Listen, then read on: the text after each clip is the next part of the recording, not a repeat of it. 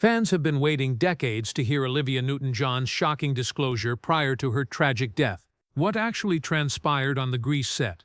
What kind of films do they offer you that you mentioned before Grease? I should have refused the one I created. Was it that awful? Yes, exactly. There was a flurry of unspoken tales, suppressed feelings and buried secrets behind the brilliant grins and thrilling dance sequences. Olivia finally spoke up in her last days, revealing the long-rumored drama, relationships, and memorable incidents that influenced the classic movie. Get ready to watch Grease like never before, as Sandy shares the heartfelt behind-the-scenes reality. The Grease set.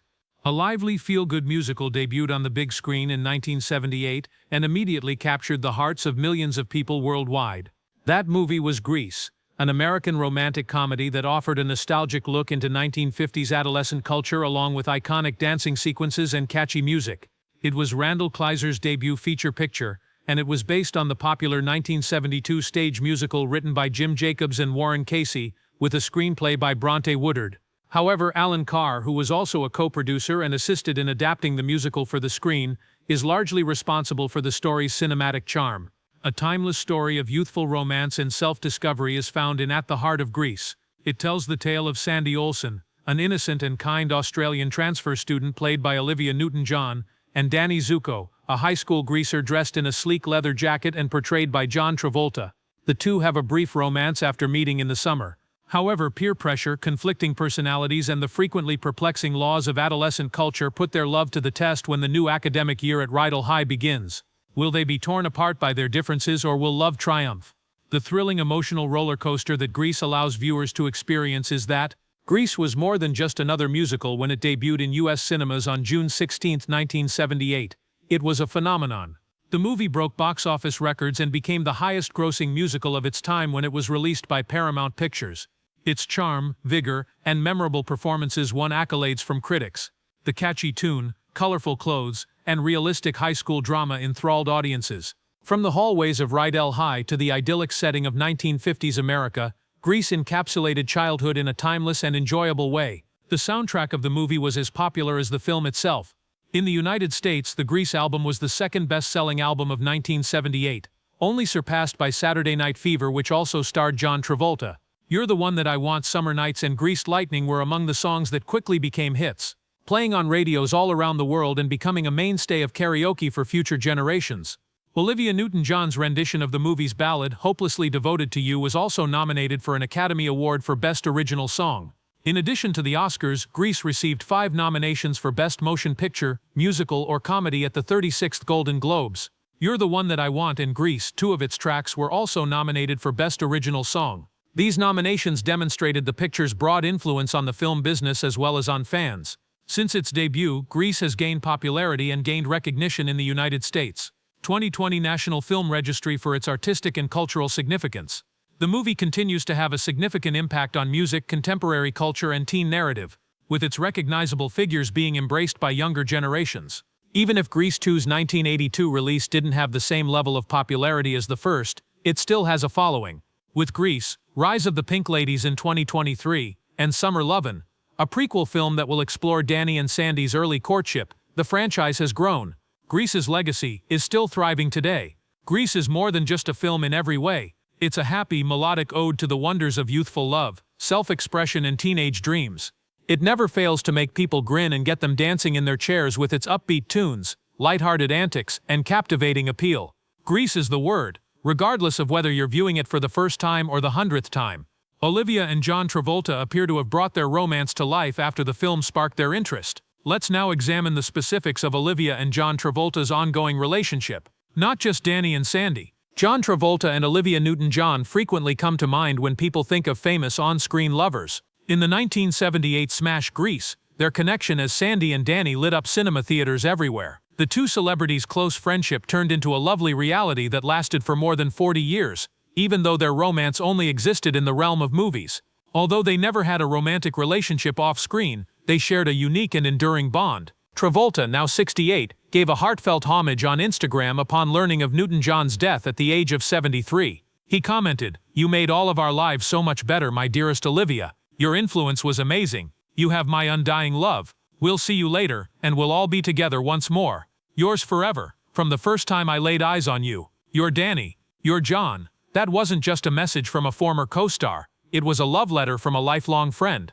Their journey began in the intense whirlwind of Grease's production when both were in their 20s. The film became a cultural phenomenon, shooting both of them to superstardom almost overnight. But while the fame eventually mellowed, their connection only grew stronger. In a 2018 interview with People magazine during the movie's 40th anniversary, Travolta shared just how meaningful their relationship was. "She's seen me get married, have kids. We've shared so many moments, both joyful and painful." Newton-John echoed those sentiments, recalling how the energy at the film's premiere felt electric, like the beginning of something magical. "We knew something big was happening," she said. "Making that movie changed our lives. I'll always be grateful that I got to be part of it, and that I got to work with John. We've been friends ever since." Through life's ups and downs, Travolta was always just a call away. Newton-John often spoke of how he reached out whenever she faced hard times, and how deeply she appreciated his support. Their friendship extended beyond movie sets and award shows. They were often seen together at G-Day USA events, celebrating Australian-American ties. Travolta, though born in the US, embraced Newton-John's homeland so warmly that he was affectionately called an honorary Australian. A licensed pilot, he also had a close relationship with Australian airline Qantas, and was even named a Goodwill Ambassador for Australia in 2013. That same year, the duo reunited at a black tie gala where Newton-John helped honor fellow Aussie actor Paul Hogan, best known as Crocodile Dundee.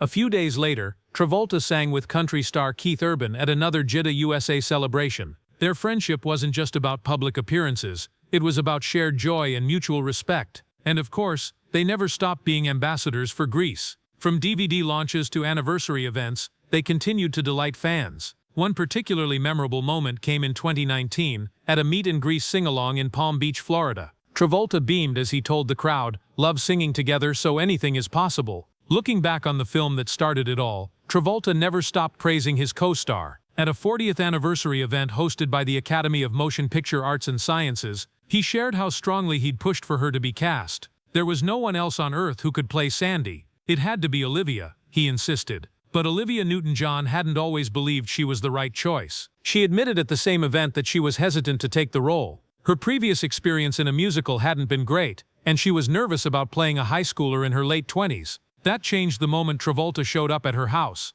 "This gorgeous guy walks up my driveway with these bright blue eyes," she recalled with a smile. "He was so sweet. He melted me." Their connection was real, effortless, and rare. While not everything the pair created together was gold, some of their musical collaborations outside Grease didn't quite hit the mark. Their friendship remained pure and unwavering. In the end, Olivia and John Tuon taught the world a lesson about love, not just the romantic kind, but the kind that withstands time, distance, and life's many changes. It's the kind of love that doesn't need to be defined by titles or tied with ribbons. It simply is. And as Travolta said, they'll meet again somewhere down the road. Who is the star woman who got John Travolta's heart in Grease? What does she represent? Let's talk about who Olivia Newton-John is. The story of Olivia Newton-John. Once upon a time in the quiet hum of post-war Cambridge, England, a baby girl named Olivia Newton-John was born on September 26, that this gentle, wide-eyed child would one day grow into one of the most beloved voices the world would ever hear. A woman whose songs would echo through generations, whose smile would charm millions,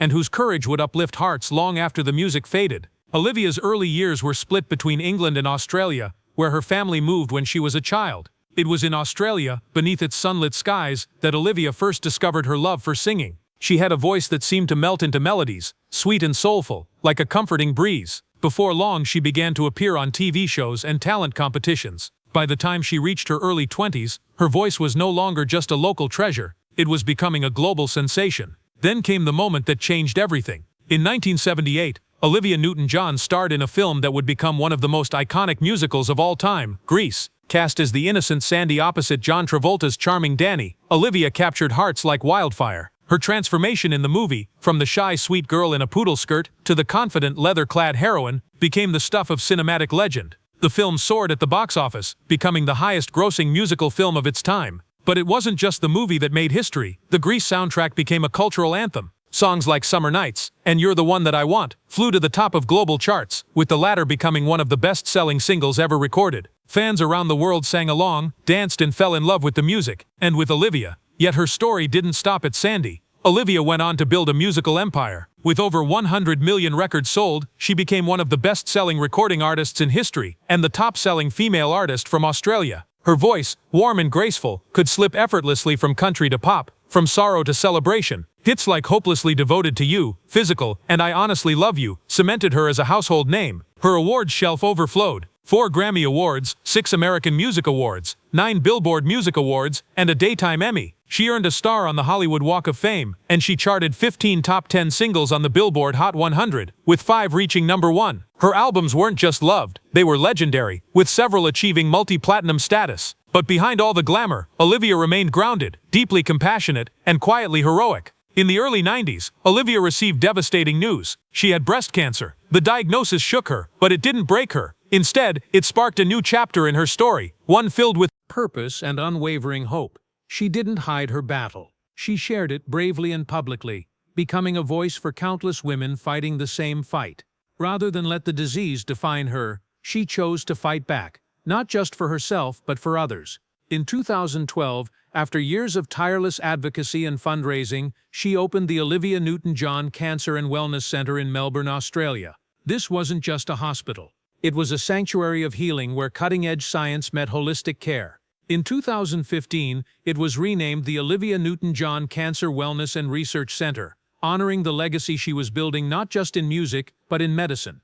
Even as she faced 3 separate battles with cancer, Olivia continued to perform, to inspire and to love. She became a symbol of resilience, embracing life with grace, humor, and light. She also used her platform to stand up for the planet and its creatures, supporting environmental and animal rights with passion and sincerity. In 2006, the Australian government named her an Officer of the Order of Australia. In 2020, Queen Elizabeth II honoured her with the title Dame Commander of the Order of the British Empire, a fitting tribute to a woman who had given so much beauty to the world. On August 8, 2022, Olivia Newton-John took her final bow, surrounded by family and love. But though her physical presence is gone, her voice still soars in the hearts of those she touched. Her music plays on, her kindness echoes in hospitals and homes, and her courage continues to light the way for those walking through shadows. She was more than a star. Olivia Newton-John was a song, a timeless melody of joy, strength, and love, and even now her story sings on. Let's dig into the details of her early days in her career. The early spark in her career. Before she became a global superstar, Olivia Newton-John lived an ordinary childhood that slowly blossomed into an extraordinary life filled with music, fame, and unexpected turns. As a young girl growing up in Melbourne, Australia, Olivia attended primary school alongside Daryl Braithwaite, who, like her, would later become a successful singer. Even in her early years, her love for performing shone brightly. At just 14 years old, she teamed up with 3 of her classmates to create an all-girl music group called Soul 4. Although the group didn't last long, they enjoyed performing at a cozy local coffee shop owned by Olivia's brother-in-law. It was in that simple, homely setting that her passion for singing started to grow roots. Initially, Olivia dreamed of becoming a veterinarian. She had a deep affection for animals and wanted to work with them. But as time went on, she began to doubt whether she could manage the tough science exams required for that career path. Slowly, her heart pulled her toward the stage and the world of performance, where she felt more alive and confident. Her first real taste of acting success came in 1964 while she was still in high school. Olivia played the role of Lady Mary Lassenby in her school's production of The Admirable Crichton. Her performance impressed many and earned her 2nd place in the Young Sons Drama Award, a recognition given to the best schoolgirl actresses. This moment gave her a burst of confidence and confirmed her budding talent in the performing arts. Soon after, Olivia became a familiar face on Australian television. She was featured in popular shows like Time for Terry and The Happy Show on HSV7, where audiences came to know her as the sweet and cheerful, lovely Livy. She also appeared on The Go Show, a music program that turned out to be a major turning point in her life. It was there she met 2 people who would shape her career: singer Pat Carroll, who would later become her duet partner, and music producer John Farrar, who would help craft some of her biggest hits. Interestingly, Carroll and Farrar would eventually marry. In 1965, Olivia's talent reached a wider audience when she entered a national TV talent show called Sing Sing Sing, hosted by the legendary Johnny O'Keefe. She wowed viewers with her renditions of Anyone Who Had a Heart and Everything's Coming Up Roses, and walked away as the winner. Her prize, a trip to Great Britain. At first she hesitated to take the journey, unsure about leaving home, but her mother gently encouraged her to see more of the world and chase her dreams. Almost a year later, Olivia finally made the leap and boarded a plane to the UK. But life abroad wasn't easy at first. Olivia deeply missed her boyfriend at the time, Ian Turpie, with whom she had co-starred in a light-hearted 1965 Australian TV film called Funny Things Happen Down Under. She was so homesick that she tried to book flights back home, only for her mother to secretly cancel them, hoping Olivia would give the UK a real chance. In 1966, Olivia took her first big step into professional music by recording her debut single Till You Say You'll Be Mine under Decca Records. The song didn't chart, but it was a significant milestone. She was now officially a recording artist. Things started to look up when her old friend Pat Carroll also moved to the UK. Reunited and excited, the two formed a singing duo named Olivia. They began performing together in nightclubs across Europe, bringing their close friendship and harmonies to live audiences. In one amusing incident, they accepted a gig at Paul Raymond's Revue in London, not realizing it was a strip club. Dressed in modest, frilly, high-collared dresses, they took to the stage, a comical mismatch for the setting, and the crowd's reaction made for a memorable night.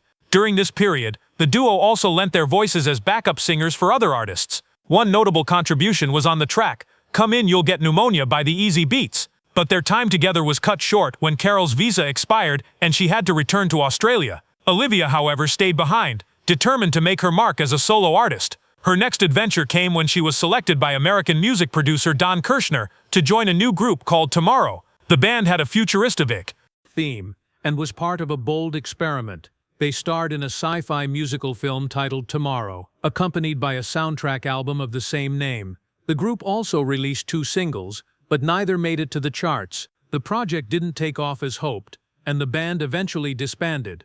But even though the Tomorrow chapter ended quietly, it was just the beginning of Olivia Newton-John's incredible journey in music and film, a path that would soon take her to global stardom. Did she just develop interest in music, or is it something she grew up with in her family? Let's delve into the details of Olivia's early life. The remarkable roots of Olivia Newton-John. Born on September 26, 1948, in the historic city of Cambridge, England, Olivia Newton-John entered the world with a legacy already woven deep into the fabric of science, history, and global culture. Her story did not begin with fame or music, but with a lineage as fascinating as any blockbuster film, one filled with brilliant minds, courageous choices, and surprising connections. Her father, Brynley Bryn Newton-John, was a proud Welshman born in 1914 to a middle-class family. Bryn's life was far from ordinary. He wasn't just an academic or educator. During World War II, he served as an officer with Britain's Secret Service, MI5. One of his most notable contributions was working on the top-secret Enigma project at Bletchley Park, the very operation that helped decode German military communications. Even more incredibly, he was part of the team that took high-ranking Nazi official Rudolf Hess into custody. After the war, Bryn transitioned into education and became headmaster of the Cambridgeshire High School for Boys, the same institution where Olivia would be born during his tenure.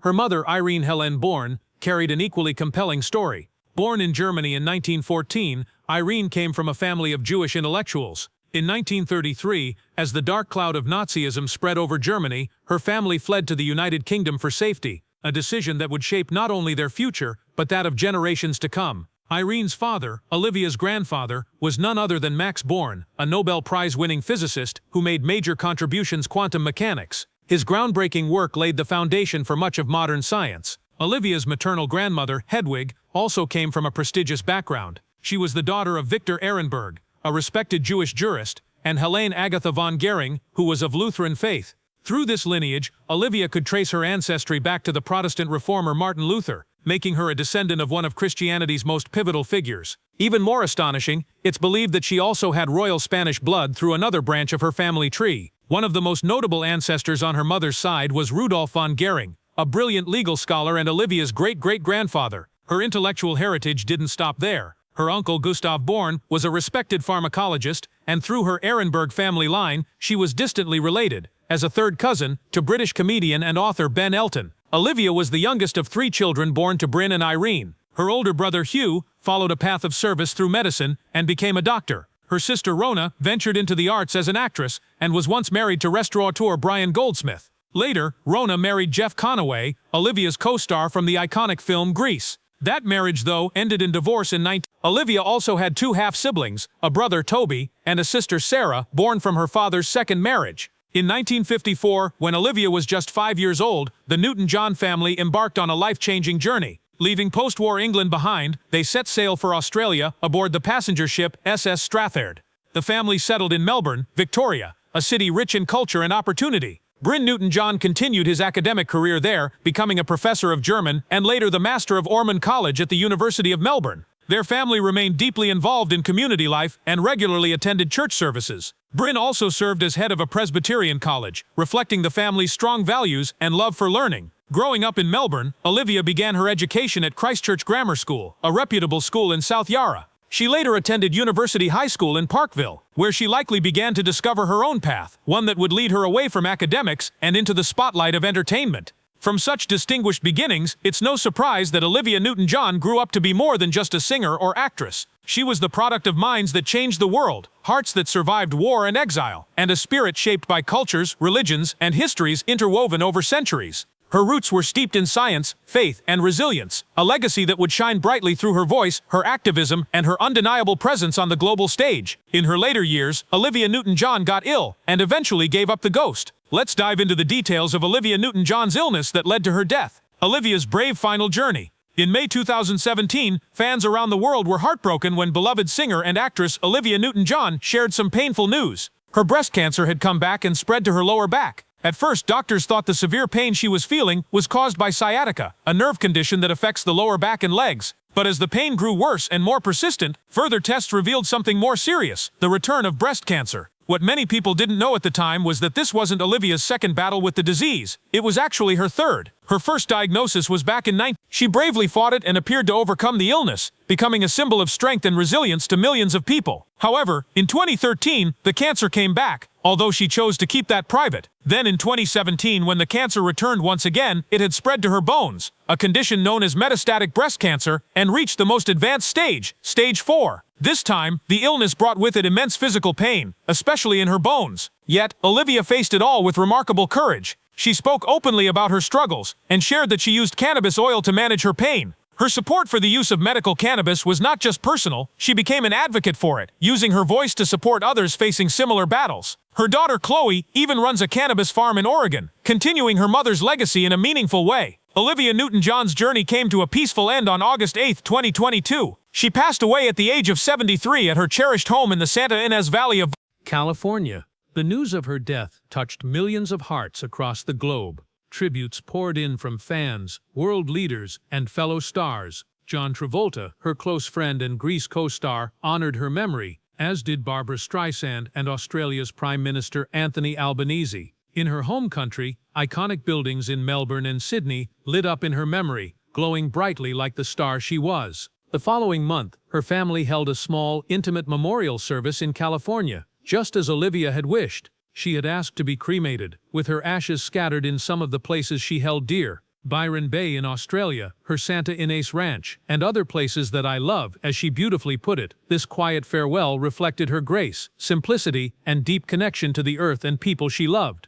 Despite the private nature of her family's farewell, the state of Victoria recognized Olivia's incredible contributions to music, health advocacy, and the community by offering a state funeral. Her niece, Tati Goldsmith, accepted on behalf of the family. And so, on February 26, 2023, Australia celebrated Olivia's remarkable life with a public memorial service at Hamer Hall in Melbourne. The event, hosted by TV presenter David Campbell, was a heartfelt tribute filled with emotion, music, and memories. Olivia's husband and daughter shared touching eulogies. Richard Wilkins, a well-known Australian media personality, spoke warmly about her generous spirit, endless optimism, and the strength she carried through life. Audiences watched video montages of Olivia's incredible journey, from her chart-topping music and film career to her family life and her passionate work in cancer wellness. To honor her music legacy, singer Delta Goodrem performed a beautiful medley of Olivia Newton-John's greatest hits. The stage also came alive with love through pre-recorded tributes from some of the biggest names in the world: